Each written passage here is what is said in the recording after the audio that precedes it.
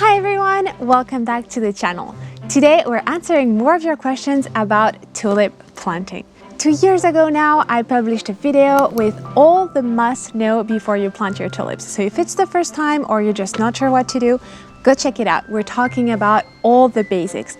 How deep to plant, when to plant to avoid diseases, how to get the best bloom show, what to do after they bloom, what type of soil, where in the garden, and what type of bulbs will come back better, so go check it out.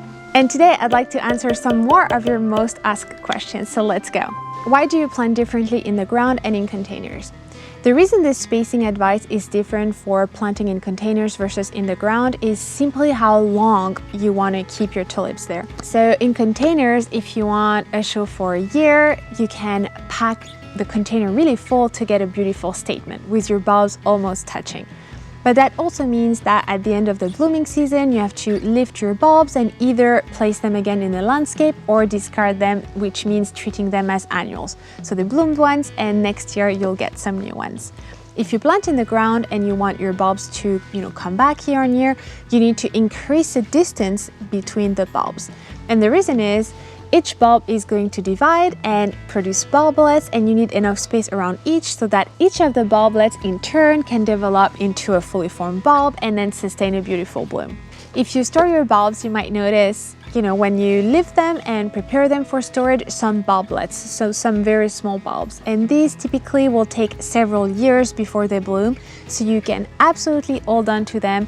Plant them deep, at least 20 centimeters, and over time they might grow into bulbs big enough that they will flower. But for next year's show, they won't produce a bloom for you. So, should you water your bulbs in winter? The answer is yes if you're experiencing prolonged dry spells, so something about 2 weeks without rain. Even though tulips hate dried feed, so make sure to incorporate a lot of drainage if you're planting in container or in a clay soil. They still need moisture in order for their roots to develop properly and then support a beautiful bloom. So the soil needs to be kept moist but not wet. Do double tulips come back every year? In my own garden, I didn't get much luck with getting repeat blooms from double tulips, but that really depends on a lot of factors. What variety, where did you plant it, did it get excessive wet or dry periods, did you fertilize it properly? But typically I got more luck at getting my tulips to rebloom with single Darwin hybrids. And more specifically, I would say the tulip that came back the strongest in my garden was one called Holy Hole. Actually, with little aftercare, it just came back for 3 years in a row. If you want bulbs that will naturalize well and come back year on year in your gardens, you have to pick Narcissus. A question I also got a lot is what to plant over tulips. Because if you're planting them in the ground, they're going to bloom for a couple of weeks, and then as soon as the foliage dies back and you cut it off, there's nothing more to look at for another year.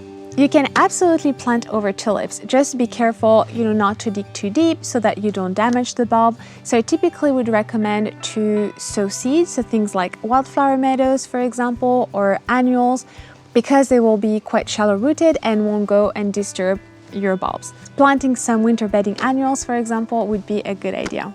That being said, you can also keep your bulbs in containers, but then I would advise picking some larger containers because, those bulbs will still need to be watered and to consume nutrients, and if you want to plant on top of them, you also need enough nutrients for whatever you're going to place on top, so it's always a balance. How to protect your bulbs from squirrels or other rodents? What I did in my previous gardens is use some chicken wire that I would wrap on top of the pots or lay on top of the flower bed and secure with some bricks, and this way there was nothing that could dig up my bulbs. That worked very well, and all you have to do when you start to see green shoots is remove the wire so that your bulbs and your tulips can grow freely, and there you go.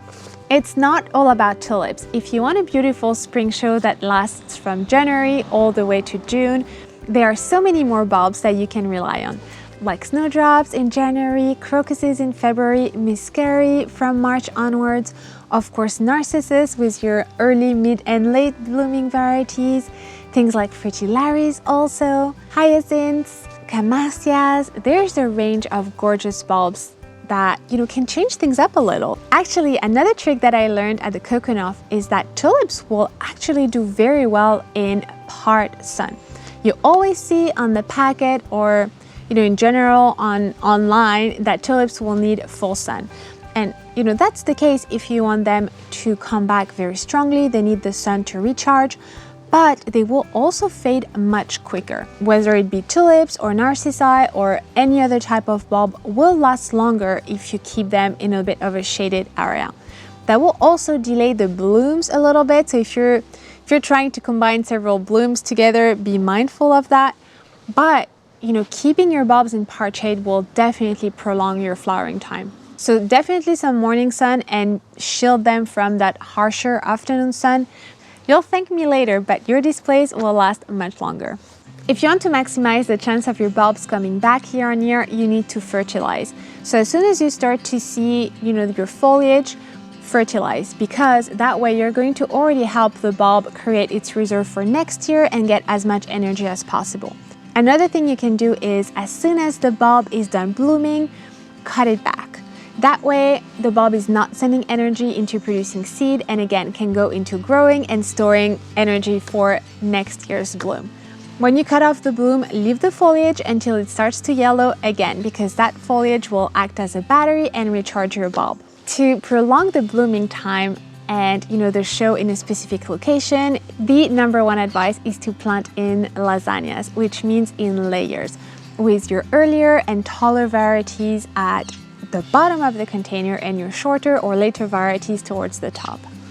Layering your bulbs in a container or in the ground is a great way to maximize your space and your blooming interest.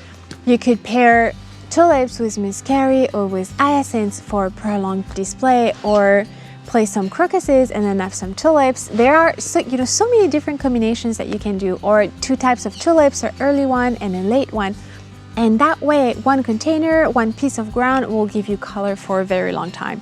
That's actually a planting technique that comes from the Kokonhof, the wonderful Dutch spring park that opens every spring. If you haven't been, you should. It's absolutely wonderful, and you can get so many planting ideas from there, like what kind of plants you can use for underplanting, how to best combine your varieties and work with colors and patterns. It was absolutely magical. A couple of you also mentioned that their tulips were growing short, and the reason for that typically is lack of water.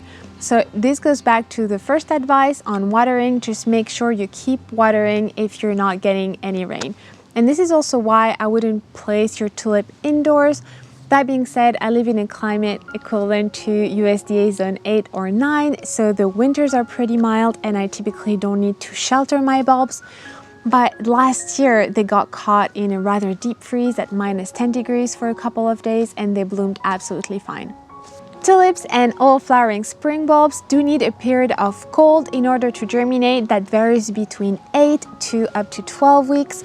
So yes, tulips can be annuals if you live in a warm climate, and you might have to either place them in the fridge to replicate that cold period, or buy them again every year and treat them as annuals.